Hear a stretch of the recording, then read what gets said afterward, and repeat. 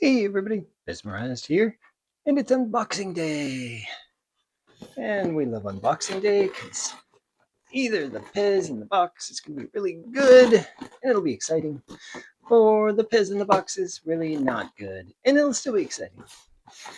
So we will see what we got here. I got a really big box for, I think, just one Pez dispenser, but hey, that's fine. Big box, fine. Yeah, I think what's going to be in here is just a thumper without the copyright and a whole lot of packing material. Okay, let's see what we got. Yeah, interesting. Okay. Can we get in here without destroying the pose? Yeah, so this, I've had thumpers without the copyrights or rabbits fine in the collection before, but I've sold them. So why am I buying another one? Well, this one's going to have sort of an interesting stem variation that I don't have in the collection. Yeah, and it's always interesting with Thumper, or Thumper without copyright. People call him a rabbit.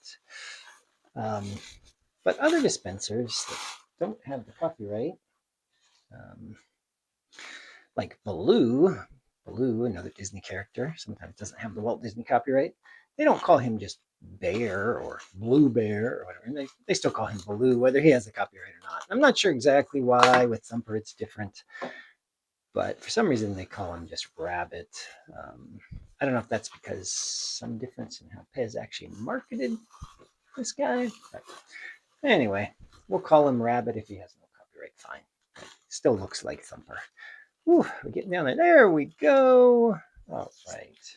There is Thumper. A little bit scary looking, but not terrible. It's got a little bit of missing paint, but that's fine. Hey, the head's not really too floppy, so that's great. Um, Thumper paint is really different on a lot of the different Thumpers. Well, let's see. Is he Thumper or is he Rabbit? I'm pretty sure there's no copyright there. Really looking close. Normally the copyright with Walt Disney would be right here on the left back of the head, and there's nothing there. So this would be just your rabbit. Fine.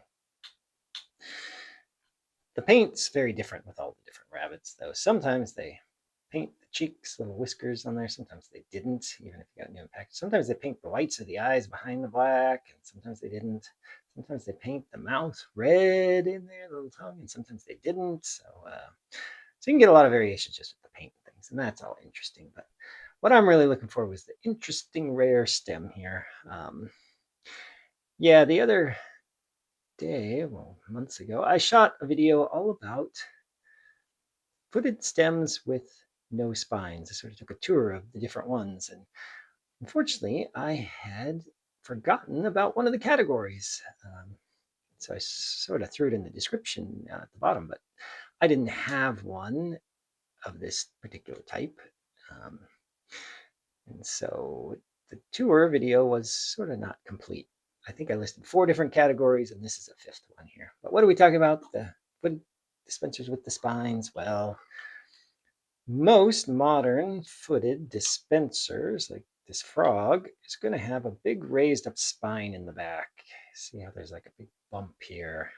Um, Whereas the very early first footed stems from a lot of the factories didn't have that. They still had the flat spine on the back, like this camel. Um, and the spine difference is really not so much to do with feet or no feet, but more to do with accommodating a new style of button that was going to have these hooks behind it that would ride up in that spine slot. So if you look at the bottom, this is the way you can really even more easily identify whether it's got a spine or not. It's this big back gap there versus the no spine's got a real flat gap. Because sometimes in pictures, especially online pictures, it's hard to tell with the lighting and the angles, is that a raised spine? Is that a flat spine? Um, but looking at the bottom usually gives it away the easiest. Sometimes you can catch the angle right, but sometimes you can't. You think, oh, they're both flat spines. But anyway, so that's the difference. The spine raised, spine not raised, didn't follow the feet exactly either, because at least with some Yugoslavia samples, we know non-footed pez had a raised spine, which is a little crazy, but it seems to be true. I got this one the other day. So Yugoslavia, but it's got this big raised spine, just like the frog has, even though it's got no feet. But what I didn't have was any made in Yugoslavia stems. So the camel is Austria, flat spine, Austria 3.9. Yep. But the rabbit here is going to be a 3.9 with no country printed on it, which is fine. So we can tell what country it is based on the IMC. We know IMC 5, right up there is Yugoslavia. Obviously, it's on the frog. Frog also Yugoslavia. IMC 5, right there. IMC 5 was, yeah, basically always Yugoslavia. The other thing is the rabbit or thumper. This character was only ever made, I believe, in the Yugoslavia factory. You're not going to find this rabbit on any other stem with a different IMC other than 5, or made in Yugoslavia stem. This character and the Vushko wolves, am I saying that right? Vushko, the Olympic wolves from 1984, were also exclusive to Yugoslavia. And that is partly why these type of stems can be pretty valuable. It's very rare to find a Yugoslavia stem with a flat spine, but that's what we've got here. Yeah, I had to search through hundreds, maybe 1,000 auctions before I found one. Well, actually, I found another one earlier, but it's got broken feet, so I didn't want that one. But it took a long time to find another one in here. What color is this inner sleeve? Is it kind of pinkish? No, it's just kind of clear. Makes sense it's going to have a square button because, like I said, if it's a flat spine, it's probably the old button style, and the square buttons are old button style. But so these are tough to find. Made in Yugoslavia, flat spine. I've seen them really only, there's a whole Facebook group for Yugoslavia pez collecting, and there's some collectors on there that have a few of these. I've really only seen them on some Disney's and some Merry Music Makers, and of course the Vushko wolves. In fact, the Vushko wolves were probably the very first footed stems in 1984 that really got released for sale. I think there was maybe some before then that were sort of prototype things, but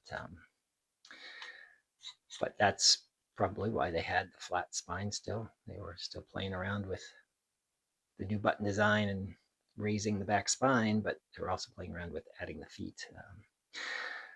So anyway, Yugoslavia, flat spine, really hard to find, but are kind of common on the Vushko wolves. So if you have a wolf with feet, now they came both with feet, without feet, they all, I believe, have flat spines. The problem, so that's one easy way to find these. The problem is Vushko wolves they start at $400 or so for a footed stem in good condition. So you're at a upper echelon of collecting if you're going to be grabbing a bunch of those. And they go up from there. There's rarer versions of the wolf that goes for thousands of dollars as well. So, but what that means is it makes some of these stems more valuable because, at least with certain colors, if you have a Vushko, and I see it quite commonly with broken feet or a cracked spine, well, you maybe want to replace it. If it's worth $400, broken feet on it would bring the value quickly down to probably half, or cracked spine, cracked stem. So if you can replace it with a fixed stem, you can make the value shoot back up. Now, I think the wolves only came on red commonly and orange, kind of semi-commonly, and then rarer they were on yellow and blue stems. I don't think they ever came on green stems. But if this were a red stem with a flat spine, and it really said made in Yugoslavia, I don't think the wolves came with the no country variation, but if you had that, and I've seen some of those on probably the red ones on Goofy, then that could be a repair stem for, Vushko. Somebody easily probably give you 50, 60, maybe more just for the stem if they really wanted to fix up their wolf. Uh, so that's sort of why this category of these no spine stems can draw a higher value. And then they're just super rare. They're much harder to find, way harder than Austrian stems with the no spine. These guys, I have a number in my collection, and if you go out there looking for them, you'll find them. And sometimes you'll get them even when you're not looking for them. You just show up in a lot. You're like, ah, I had no spine on it. So these ones aren't super rare. Don't command a much of a high value, maybe a couple bucks, maybe $5. But there's collectors who will go after these weird Yugoslavia flat stem things. So you know, even this color probably bring an extra 10,